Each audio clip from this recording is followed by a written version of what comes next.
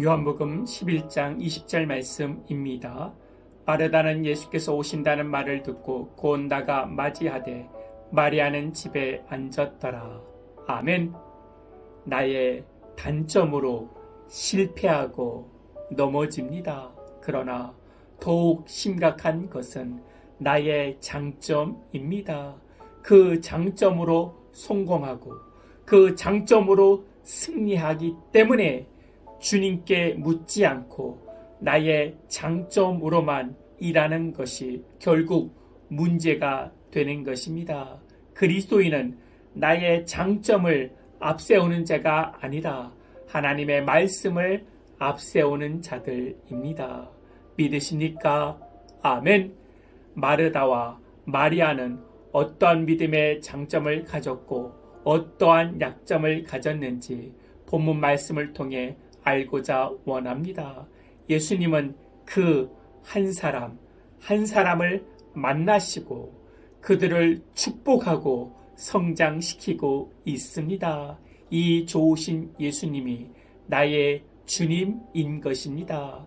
마르다와 마리아의 이야기는 누가복음 10장에 나옵니다. 마리아는 주님 앞에서 말씀을 듣고 있습니다. 그런데 마르다는 준비하는 일이 많아서 마음이 분주합니다. 그리고 마르다는 자신이 주도권을 잡고 일을 합니다. 그런데 자신만 일하는 것이 속상한 것입니다. 그래서 예수님께 이야기를 합니다. 마르다는 솔직한 성격의 소유자입니다.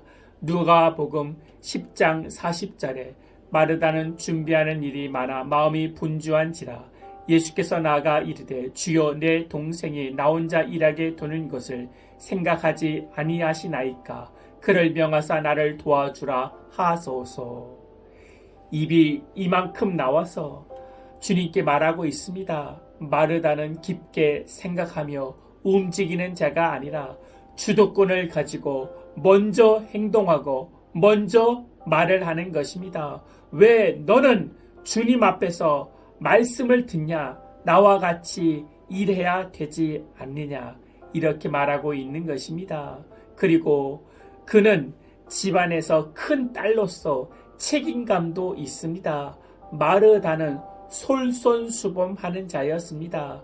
팔레스타인에서 장례를 집례하고 있으면 선생이 와도 마중을 나가지 않는 것이 그것이 버릇없다고 생각하지 않습니다. 그런데 마르다는 장례 중인데 예수님을 마중 나간 것입니다. 그런데 마리아는 그 자리에 앉아 있습니다.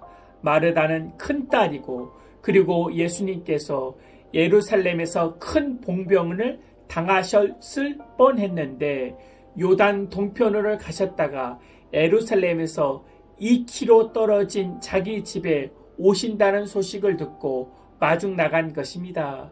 교회와 가정에서 마르다처럼 주도권을 가지고 일하는 사람도 필요합니다. 굳이 말하지 않아도 먼저 솔선수범하는 자가 마르다입니다.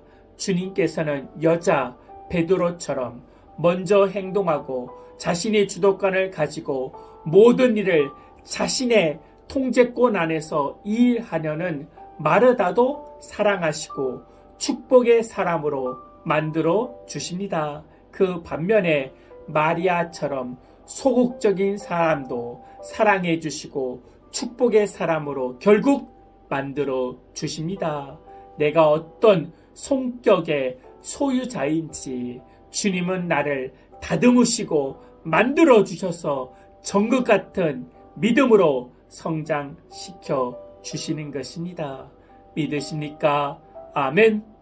나의 장점으로만 일하는 자가 아니라 주님의 말씀을 앞세우며 주님으로 일하는 자가 되게 하여 주시옵소서. 그래서 주님께 묻고 주님께 기도하여 주님의 부르심에 응답하며 오늘도 살아가는 복된 그리스도인들 되게 하여 주시옵소서. 주 예수 그리스도의 이름으로 기도하옵나이다. 아멘.